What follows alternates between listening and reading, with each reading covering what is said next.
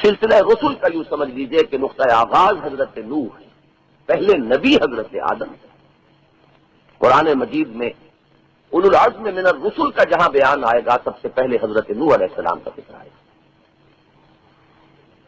تو ان سے آغاز کر کے اور پھر حضرت ابراہیم علیہ السلام کا ذکر فرمایا، اور یہ ایک بڑی اہم علمی حقیقت ہے کہ جعلنا فی ذریتہم النبوۃ والکتاب، ہم نے ان دونوں ہی کی نسل میں رکھ دی نبوت اور کتاب۔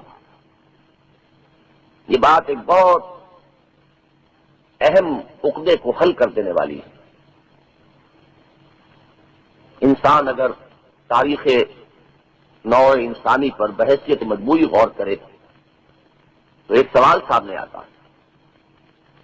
نبوت اور رسالت ایک انسٹیٹیوشن کی حیثیت سے، ایک ادارے کی حیثیت سے، واقعہ یہ ہے کہ یہ مڈل ایسٹ یہ ایک خطہ ارضی ہے کہ وہیں اس کا ذکر ملتا ہے۔ چین میں آپ کو فلسفی مل جائیں گے، حکماء مل جائیں گے، اصحاب دانش مل جائیں گے، لیکن نبوت اور رسالت کا ذکر نہیں ملے گا کہ کسی نے یہ دعویٰ کیا ہو کہ میں اللہ کا فرستادہ ہوں، اس کا پیغام پر ہوں، اس کی طرف سے مامور ہو کر آیا ہوں اور تم پر میری اطاعت لازم ہے۔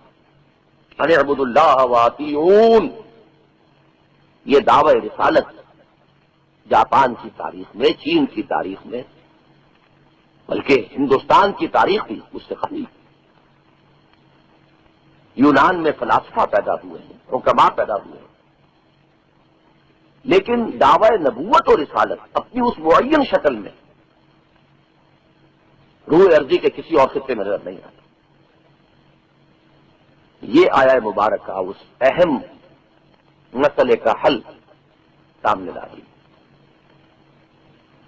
حضرت نوح اور حضرت ابراہیم علیہ السلام کے بارے میں فرمایا گیا کہ ہم نے نبوت اور رسالت انہی کی نسل میں رکھی۔ اس کا منطقی نتیجہ یہ ہے کہ حضرت ابراہیم علیہ السلام کے بعد اب نبوت اور رسالت ان کی نسل سے باہر کہیں نہ ہو۔ حضرت نوح علیہ السلام کا زمانہ تو 8,000-9,000 سال قبل کا ہے، اور ہماری تاریخ اپنے دوسرے ذرائع سے ابھی وہاں تک نہیں پہنچی۔ حضرت ابراہیم علیہ السلام ہیں at the dawn of history, تاریخ کا طلوع وہی ہوتا ہے 4,000 سے لے کر 5,000 سال قبل، 2,000 قبل مسیح سے 3,000 قبل مسیح تک کا زمانہ یہ ہے کہ جہاں سے تاریخ انسانی مختلف گوشوں میں کچھ نمایاں ہوتی ہے، ابھر کر آتی ہے۔ یہ حصہ جو ہے نسل انسانی کا، اس میں نبوت و رسالت اس آیہ مبارکہ کی روح سے صرف اور صرف نسل ابراہیمی میں ہو سکتی ہے، باہر کہیں نہیں ہو سکتی۔ حکمت دی جا سکتی ہے، اللہ تعالیٰ کی ہدایت بہت سے چینل سے انسان تک پہنچتی ہے۔ حکماء کی حکمت، فلاسفہ کا فلسفہ، اصحاب دانش کے غور و فکر کا حاصل سوچ و بچار، یہ بھی ہدایت خداوندی ہی کے چینل ہیں۔ ان کا منبع اور سرچشمہ بھی وہی ہے جو واحد منبع اور سرچشمہ ہے علم اور ہدایت کا، لیکن موڈز مختلف ہیں۔ سلسلہ وحی جس پر مبنی ہے سلسلہ نبوت و رسالت، وہ حضرت ابراہیم علیہ السلام کے بعد ان کی نسل سے باہر نہیں ہو سکتی۔